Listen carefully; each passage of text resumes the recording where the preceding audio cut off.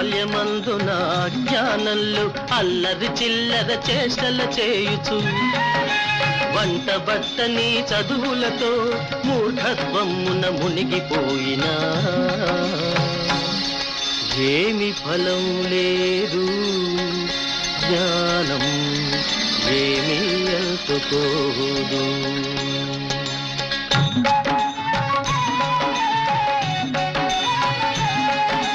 యౌవనమందున కన్నుగానక కామ క్రోధ మద మాత్సర్యాలతో వావి వరుసలు లెక్క చేయక ఆముటెద్దువలి స్వేచ్ఛగా తిరిగినా